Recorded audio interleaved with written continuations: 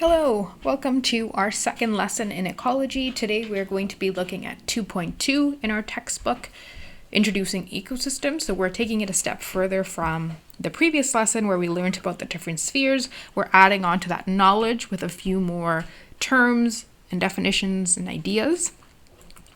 So before we get into the meat of it, let's look at a few definitions that we're going to need to understand before we understand the bigger concepts. So number one is ecosystem.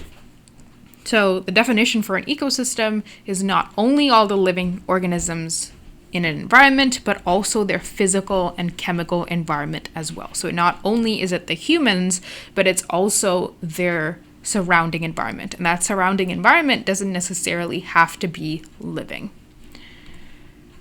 Okay, the second term that we're going to be looking at is biotic factors.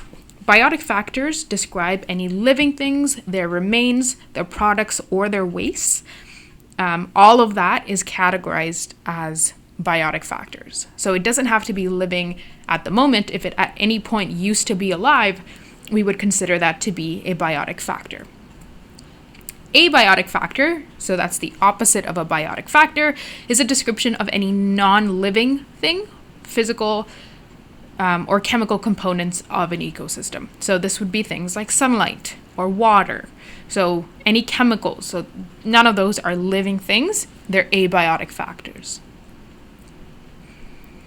Okay, so when looking at an ecosystem, individual organisms from different species can share an ecosystem. So you can have humans, dogs, cats, monkeys, birds, trees, grass. All of those are organisms, but they are found in the same ecosystem. That's totally possible. All individuals of the same species in a certain area are what we call a population. So they have to be of the same species. So you can say a population of humans, you can say a population of dogs, you can say a population of cats. But right, so in and of itself, each of those things are a population because they're all of the same species.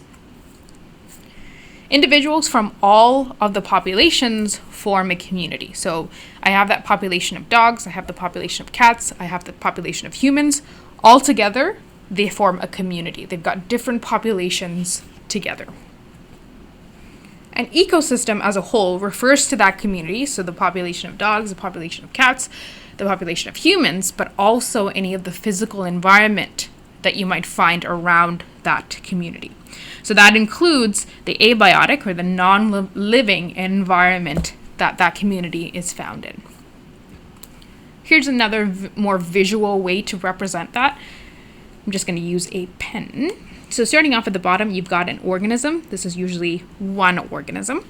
And many of one organisms. If you have, for example, here, you've got a bison. If you've got several of those bison, you can make a population, right? So a group of several organisms of the same species will make a population. And say, for example, I've got different populations.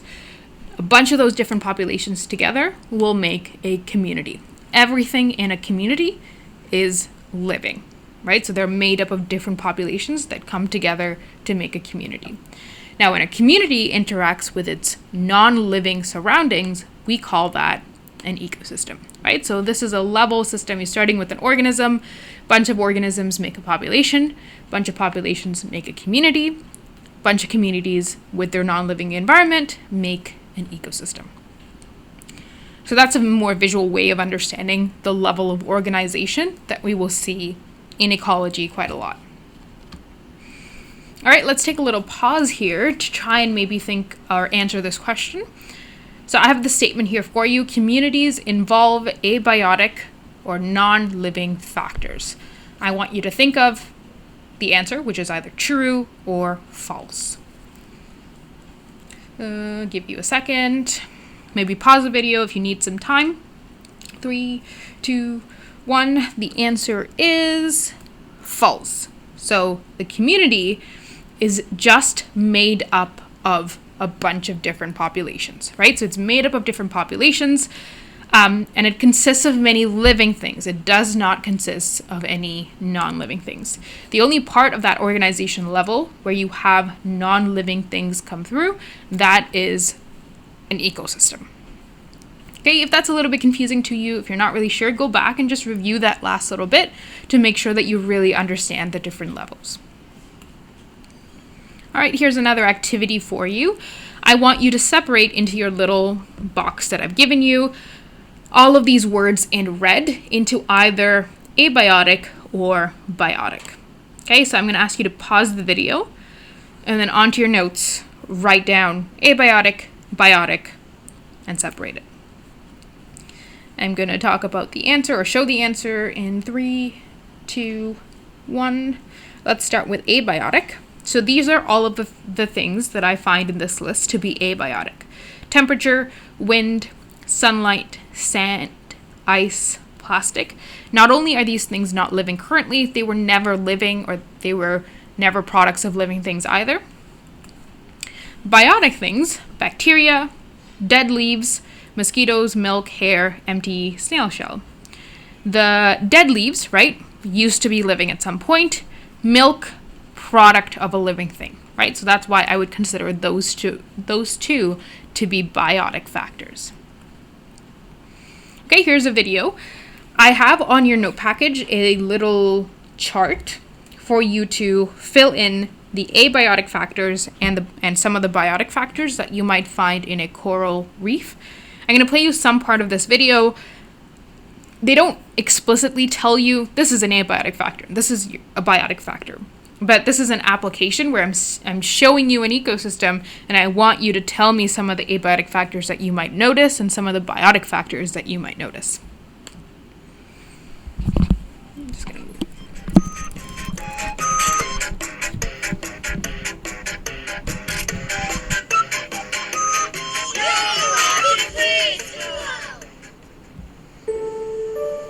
From above, the ocean looks empty. Like a desert made of water, it seems barren, uninhabited. But that's just on the surface. Come below the waves with me as we explore the riot of color and life that exists on the coral reefs. Coral reefs are only found in shallow tropical seas. They may look like colorful rocks or even plants, but coral is really an animal. Coral is built by polyps. Polyps are very small creatures that are related to jellyfish. Unlike the jellyfish, which propel themselves around through the water, coral are stationary. They grow together in a colony called a coral head. A small piece of coral may be made of hundreds of polyps. A bigger one may have thousands. Hard corals create the reef by secreting calcium carbonate, or limestone, a type of rock, which gradually builds up into a solid structure. Coral grows slowly, only a few centimeters a year. It can take hundreds of years to form large pieces like this. Of course, not all coral is hard. Some types are soft. They may look like fans, bushes, or feathers, but once again, it is really a colony of tiny animals living together. When many corals grow close together, it's called a reef. Reefs provide very important habitat for fish and other sea creatures.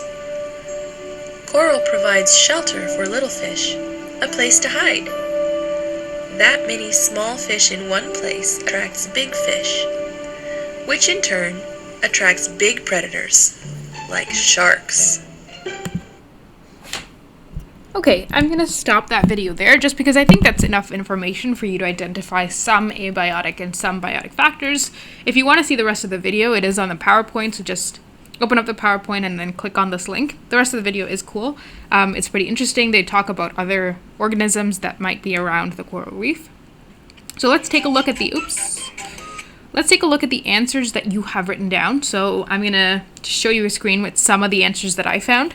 They don't exactly have to be what I have on the screen. So if you have some version of it or something else that I didn't mention, I'm pretty sure it will be right as long as you are identifying non-living things for abiotic factors and living things for biotic factors. Okay, so let's go to the next screen. Oh, that's not working. We'll do it this way.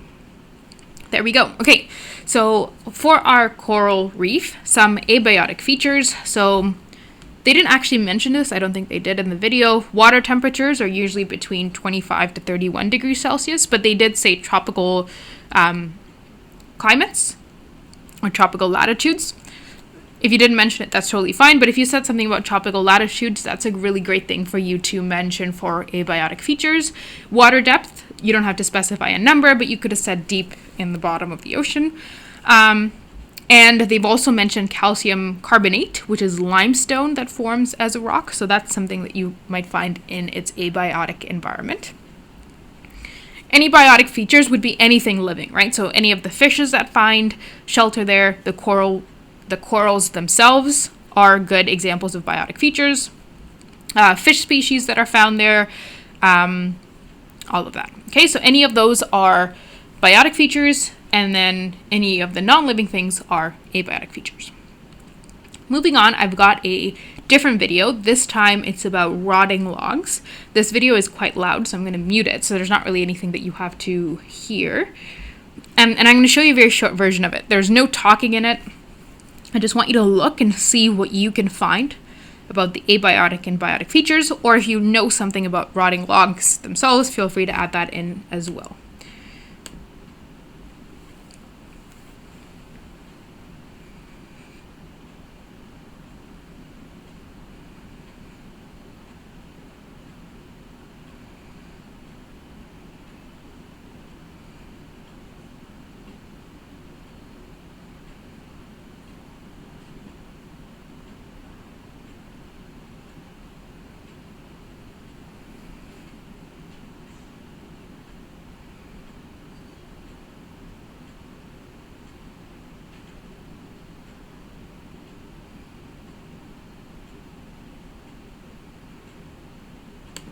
I'm going to stop it there.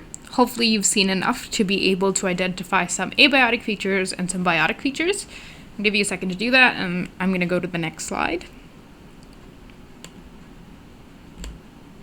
Okay, so some abiotic features that you might have seen in the video. It's a moist environment, right? So it's right next to a river.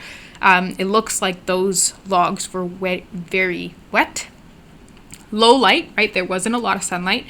They're very small. They're usually temporary ecosystems, but there are some that might last for years or decades if they're not really interrupted. Biotic features, there's a variety of living things living in and around a rotting log. So bacteria, fungi, they could be small insects. They could also be other animals that might use that for shelter or for hiding, which is also really great biotic features that you might find in a rotting log. Okay, that's pretty much it. 2 exercises that I want you to do about identifying abiotic and biotic features. Really good. Moving on. We're going to be talking about sustainability of ecosystems, and this is something that we'll come back to a few times, but given that this is only our second lesson, we're going to look at from a definition standpoint. So most natural ecosystems that you might find are sustainable. This means that they can maintain themselves to be relatively constant over a long period of time. Okay, obviously this is given that humans are not coming and interrupting it. Although it is possible that if human activity changes some abiotic or biotic factors of an ecosystem, it can be unsustainable. So for example, if there's an ecosystem that needs a lot of sunlight and it thrives with a lot of that sunlight, if human activity comes and builds, say, a building that shades this particular ecosystem and they don't get sunlight anymore, this particular ecosystem is not going to be sustainable over a long period of time because that particular abiotic feature is now altered. Okay, this is different from artificial ecosystems. These are ecosystems that humans have created or have to maintain. Okay, so humans would choose things like desired plants or desired animals and they have to be maintained every once in a while. These ecosystems are not sustainable. They only last for a long period of time because humans have to keep taking care of it. Okay, they have to maintain certain abiotic and certain biotic factors to be deemed desirable by the humans that are made it. That's not to say that artificial ecosystems are bad, it's just that they're different from sustainable natural ecosystems. Okay, that's pretty much it for our second lesson. If you have any doubts, if you want to clear up some things, you can always go to pages 32 to 35 or 2.2 in your textbook. But I do want you to do question number 1 on page 35 as your homework. That's pretty much it.